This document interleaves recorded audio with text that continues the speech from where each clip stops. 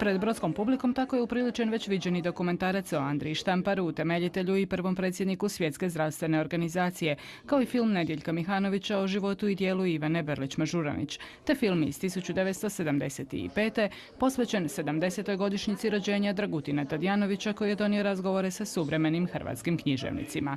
Potonja dva filma arhivu su za prikazivanje ustupljene iz privatne arhive. Zašto dokumentarni film kao takav u arhivu? Pa želimo na ovaj način skrenuti pozornost i ono što ljudi možda negdje u podsvijesti nisu načistu što je to film, gdje mu je mjesto.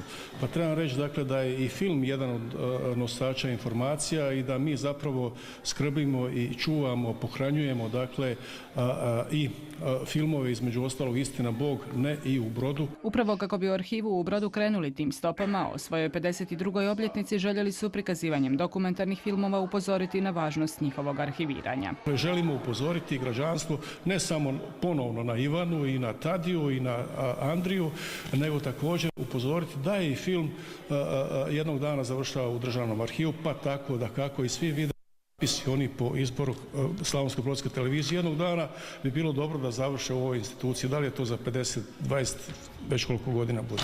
Put je to kojim Državni arhiv u Slavonskom Brodu želi utrti put i stvoriti pretpostavke za stvaranje video zbirke dokumentarnih filmova o Slavonskom Brodu, koji se većina danas nalazi pohranjena pri HRT-u i Hrvatskoj kinoteci. U tom smjeru krenuli su i s projektom snimanja razgovora s poznatim Brođanima, bivšim gimnazijalcima.